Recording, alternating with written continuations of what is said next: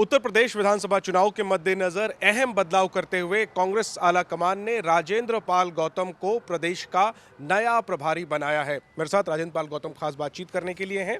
बड़ी जिम्मेदारी, कुछ ही महीनों में उत्तर प्रदेश का चुनाव है। क्या आपकी रणनीति होगी? और लोगों के मन में सवाल है कि एक नए नेता को राहुल गांधी ने इतनी बड़ी जिम्मेदारी क्या सोच कर दी है? सबसे पहले तो मैं अपने नेता आदरणीय राहुल गांधी जी का, हमारे राष्ट्रीय अध्यक्ष खड़गे जी का, राष्ट्रीय महासचिव संगठन वेणुगोपाल जी का, राष्ट्रीय महासचिव प्रियंका जी का और शीर्ष नेतृत्व का धन्यवाद करता हूं कि उन्होंने मेरे ऊपर भरोसा किया।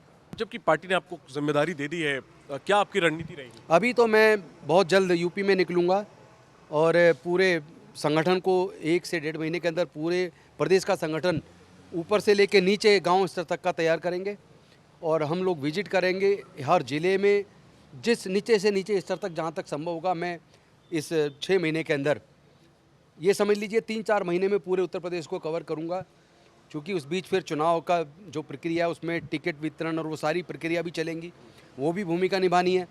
और मैनिफेस्टो बहुत जल्द हम अपने उत्तर प्रदेश के लिए मैनिफेस्टो तैयार करेंगे। अभी से मैनिफेस्टो तैयार करके जिनको चुनाव लड़ाना उनको भी अभी से तैयार करेंगे, लीडर्स तैयार करेंगे और लीडर नहीं, बिकने वाले लोग तैयार नहीं करेंगे। और मेरा स्पष्ट मत है कि कोई भी व्यक्ति फूल मालाएं, गुलदस्ते, सोल या कोई गिफ्ट लेके ना आए, मिठाई लेके ना आए। ज़मीन पे काम करो, जो काम करेगा वो आगे बढ़ेगा। कितनी सीटों पर कांग्रेस चुनाव लड़ेगी यूपी में? और गठबंधन समाजवादी पार्टी से तो है, क्या वो बरकरार रहेगा? देखिए, इंडिया गठबंधन को और मजबूत करना है। हमने तो बाकी लोगों को भी स्वागत किया, बाकी पार्टी भी इंडिया गठबंधन में आए। कितनी सीटों पर कांग्रेस पार्टी, अब एक प्रभारी के तौर पर आप क्या चाहेंगे, कितनी सीटों पर यूपी में कांग्रेस चुनाव लड़े? मैं तो ये चाहूँगा कि बराबर की हिस्सेदारी हो और वो जल्दी, अब जब बातचीत होगी शीर्ष नेतृत्व तो तय करेगा।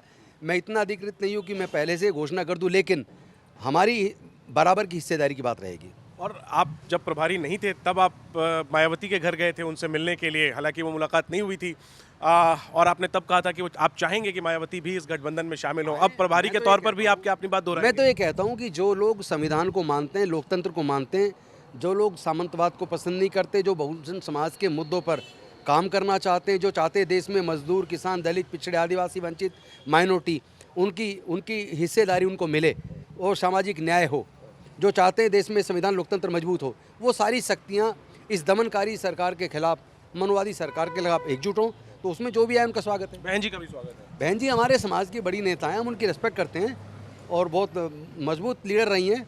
अब क्या मजबूरी है ये तो मैं नहीं कह सकता। और प्रभारी लेकिन क्या मेरा तो उनके पिताजी से, उनके बड़े भाई से संबंध रहा है, उस नाते मैं उनके हलचल जानने चला गया, क्योंकि जब भी मैं लखनऊ जाता हूँ, वापस आता हूँ, अब बतौर बसपा के मित्र भी मेरे से पूछते हैं, आप वहाँ जाते हो तो इतने बड़े हो गए कि बहन जी से आप हालचाल भी नहीं पूछते, तो मैं इस नाते गया और बहन जी जब कहेंगी तो उनसे मिल लेंगे। आपको सफाई की जरूरत नहीं, लेकिन अब तो आप बतौर प्रभारी, आपके यूपी के खूब दौरे लगे, अब तो लखनऊ में आपको रहना पड़ेगा नियमित तौर पर। क्या बहन जी से फिर मुलाकात की कोशिश करेंगे? देखिए, उनके स्टाफ ने कहा था आपका नंबर ले लिया, जब बहन जी कहेंगी तो आपको बुला लेंगे, तो अगर बहन जी बुलाती है तो मिल लेंगे उनसे। फोन आएगा तो आप जाएंगे मिलने? यस यस, बिल्कुल।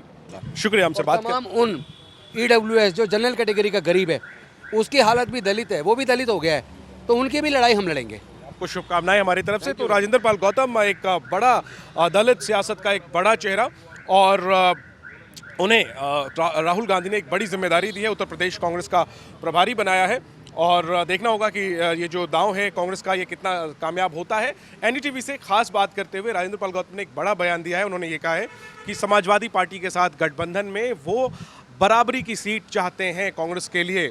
जाहिर सी बात है ये एक बहुत अहम बयान है, और देखना होगा कि समाजवादी पार्टी का क्या इस पर बयान आता है। तो वहीं ये भी संदेश साफ दे दिया है कांग्रेस के नए उत्तर प्रदेश प्रभारी ने कि कांग्रेस के दरवाजे मायावती के लिए खुले हुए हैं।